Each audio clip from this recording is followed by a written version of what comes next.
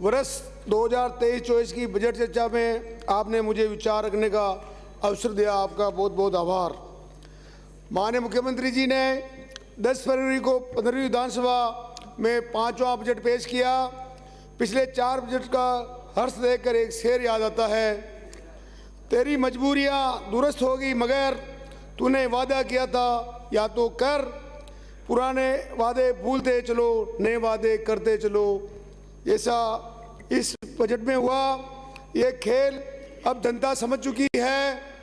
मैं अधिक विस्तार से नहीं जानना चाहता हूं, लेकिन गरीबी हटाओ से लेकर 10 दिन की कर्ज माफी तक के नारे व वादे थोथे और झूठे साबित हुए हैं। प्रदेश की जनता 2018 में लुभाऊ ने घोषणा के झांसे में आकर आपके सरकार में आ गए।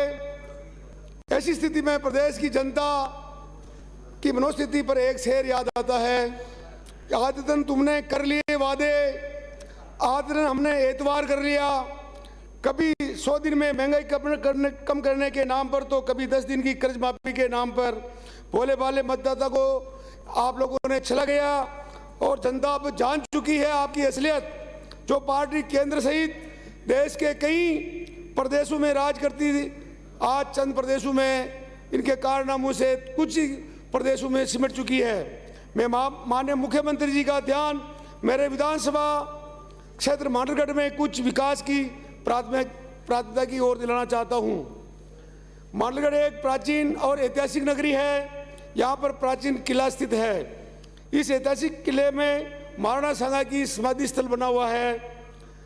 यहाँ पर प्राचीन महल, ऐतिहासिक सागर सागरी, चार भुजानाथ का मंदिर, विशोद माता का मंदिर, जैन मंदिर, मदीना मस्जिद आदि विश्वविख्यात दर्शनीय स्थल है। इस किले की तलहटी में एक शुरू में जालेश्वर सरोवर विद्यमान है। मुख्यमंत्री जी, मैं आपसे कहना चाहता हूं कि मेरे मांडलगढ़ एक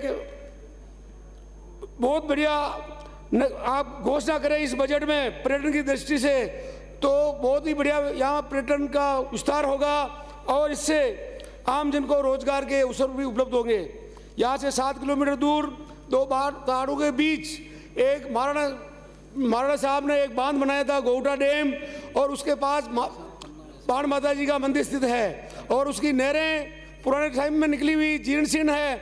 मैं मुख्यमंत्री जी से मांग करता हूं कि आप जब बजट में की रिप्लाई दे तो ये इस बांध की और इस नहरों की और गोउटा माता के महाराणा माता जी मंदिर, जो लाखों आदमी वहाँ आते हैं, उनके लिए एक प्रसिद्ध मंदिर, नया मंदिर बनाने की घोषणा करें।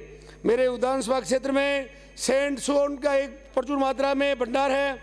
ये सैंड स्टोन पूरे विश्व में निर्यात होता है, परंतु सरकार की उदासीनता के कारण खनन नीति की सम्मान नहीं है। जोधपुर और मेरे बिजोलिया क्षेत्र में ये सैंड स्टोन सम्मान का है, परंतु ये सरकार की नीति ऐसी है कि जोधपुर में जो पत्थर सैंड स्टोन निकलता है उसकी लीज, रॉयल्टी और रेंट बहुत अधिक है और मेरे बिजोलिया क्षेत्र की रेंट बहुत ज़्यादा है। मैं मुख्यमंत्री से निवेदन करना चाहता हूं कि ये जो फर्क है रेट का, यहाँ पे जोधपुर में बहुत कम है और मेरे बिजोलिया में बहुत ज़्यादा है, इसको सम्मान किया जाए।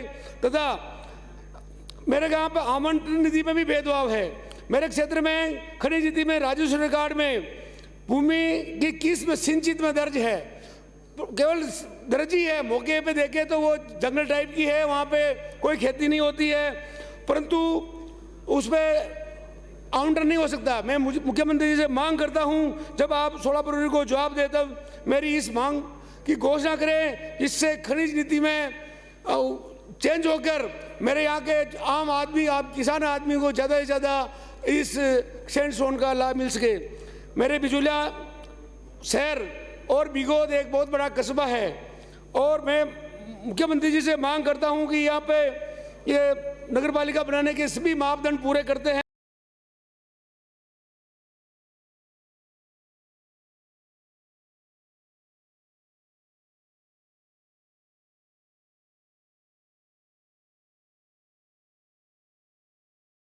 तो मैं बजट में जब रिप्लाई दे तो उस रोड को बढ़ाने की घोषणा करें। मैं माननीय मुख्यमंत्री महोदय से मांग करता हूं कि आपने पहले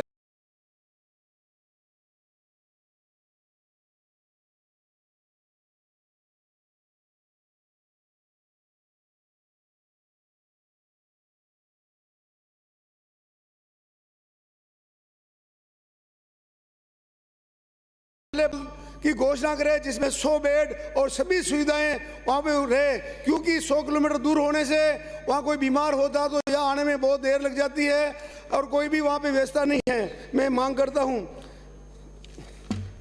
मैं शिक्षा की राजकीय उच्च माध्यमिक विद्यालय मालका खेड़ा में कृषि संकाय खोलने की मांग करता हूँ। मैं मेरे राजकीय उच्च माध्यमिक विद्यालय किशनगढ़ तहसील कोटली में आर संकाय खोलने की मैं घोषणा करता हूँ, मांग करता हूँ। मेरे विधानसभा क्षेत्र में सिंगोली श्याम में के या पेनोरमा की बजट में मुख्यमंत्री जी ने घोषणा करी, मैं उनको धन्यवाद देता हूँ। परंतु सिंगोली श्याम का मंदिर देवस्थान विभाग के अंदर आता है, वहाँ पे मंदिर बहुत पुराना हो चुका है। मैं मुख्यमंत्री जी से मांग करता हूँ कि देवस्थान विभाग के थ्रू उस मंदिर का जीर्णोद्धार कराए और वहाँ पे जो स्टाफ है उनकी सैलरी, वहाँ भगवान के भोग लगाने का भी पैसा पूरा नहीं है, तो ज़्यादा से ज़्यादा वहाँ जो भी आवश्यकता है जिसकी पूर्ति कराने का आदेश आपने फरमाए। मेरे विधानसभा क्षेत्र में एक त्रिवेणी संगम है जहाँ पर साक्षात 3 नदियों का संगम होता है, वो हमारा क्षेत्र का हरिद्वार है। तो मैं मांग करता हूँ कि उन ऐसे संगम पर ऐतिहासिक मेला भी लगता है और उसको हरिद्वार की तर्ज पर विकसित किया जाए तो ये विकास की पर्यटन की दृष्टि से भी अच्छा होगा और हमारे पूरे क्षेत्र की जनता उसको गंगा मानती है तो उसका बहुत अच्छा विकास होगा। मेरे विधानसभा क्षेत्र मांडलगढ़ में देवनारायण आवासीय विद्यालय खोलने की मैं मांग करता हूँ। मेरे विधानसभा क्षेत्र में 2 महाविद्यालय है, परंतु मेरे मांडलगढ़ शिवचरण माथुर राजकीय महाविद्यालय है, उसमें 1300 बच्ची छात्र छात्राएं पढ़ती है, परंतु दुर्भाग्य है कि उसमें 25 पद स्वीकृत है। 25 पद स्वीकृत होने के बाद केवल 4 प्रोफेसर है, 1382 बच्चों पर 4। तो ये सोचने की बात है। बिजोला भी महाविद्यालय है, वहाँ भी प्रोफेसर पूरे नहीं हैं। मैं मांग करता हूँ कि जल्दी से जल्दी सभापति महोदय आपसे मंत्री जी वहाँ पे स्टाफ पूरा लगाने का घोषणा करें। मेरे क्षेत्र में कृषि की दृष्टि से संतरा, अनार, अमरूद, पपीता की बम्पर पैदावार होती है तथा सबसे ज़्यादा मेरे क्षेत्र में पॉली हाउस है। मैं मांग करता हूं कि हमारे यहाँ कॉलेज में छात्रों को इस शिक्षा के लिए कृषि संकाय की घोषणा करें तो ज़्यादा से ज़्यादा मेरे क्षेत्र में आम आदमी को लाभ मिलेगा। मैं मांडलगढ़ में एडीजी कोर्ट खोलने की मांग करता हूँ तथा मांडलगढ़ में परिवहन कार्यालय भी खोलने की मांग करता हूँ तथा मैं एक्शन कार्यालय बिजली विभाग के खोलने की मांग करता हूं। मैं मांडलगढ़ शहर मेरा पुराना शहर है, वहाँ गंदगी बहुत रहती है। मैं वहाँ पे शहर के अंदर सीवरेज की मांग करता हूं जिससे पूरा क्षेत्र का गंदा पानी वहाँ के इस जलेश्वर तालाब में जाता है और गर्मी के दिनों में बहुत बदबू मारता है, वहाँ रहने वाले बहुत तकलीफ में रहते हैं। तो मैं माननीय सभापति महोदय आपके मार्फत मुख्यमंत्री जी से मांग करता हूँ 2 मिनट इसी बजट में हमारे वहाँ पे सीवरेज की घोषणा करें। मेरे क्षेत्र की बहुत बड़ी समस्या है। मैं आपके मार्फत से कहना चाहता हूँ कि मेरे 5 किलोमीटर में 2 टोल है।